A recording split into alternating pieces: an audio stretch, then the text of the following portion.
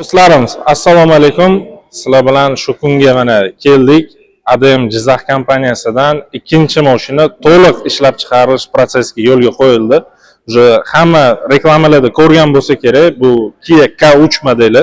Buni sizlarga hozir qisqacha jaydari o'zbekcha obzor qilib beraman. Ketdi. Jigarlarim, O'zbekiston bozorida Kia K3 4 ta komplektatsiyada bo'ladi. Birinchisi mexanika, ikkinchisi, uchinchisi va to'rtinchi pozitsiyali avtomatda bo'ladi. Mexanika korobkaligi 100 tot kuchli 1.4 объемli motor bilan jihozlanadi. Qolganlari esa 1.6, 123 tot kuch bilan jihozlanadi. Birinchi ikkita pozitsiyasida Saro Galogen bo'ladi va uchinchi, to'rtinchi pozitsiyasida LED bo'ladi va undan tashqari svet datchiklari ham bor. Mashinaning o'zi kichkina ko'rinsa ham, lekin ichi bag'ri keng. Ahamiyat qilsanglar, даже torpedkalari ham shunaqa qilinganki, oyoq ichkariga kiriladi. Salon ko'rinishiga bitta ahamiyat qilamiz. Elektronniy tablo, 8 dyuymli monitor va sensorli upravleniyali klimat kontrol bor.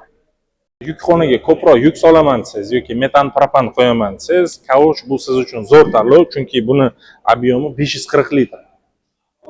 Sovuq kunlar ham unutilmagan, avtomobilimizda rul qiziydi va ikkita old sidani ham podogrev bor.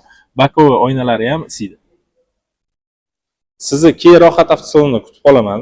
Kelsangiz sizga to'liq ma'lumotlar berib, test drive qilib haydab ko'rasiz. Haydab ko'rganingizdan keyin o'sha mashina bo'yicha to'liq ma'lumotni ham olasiz va yoqsa, xuddi shunaqa kalitni olib, o'zingizga Kia K3 modelingizni haydab ketasiz.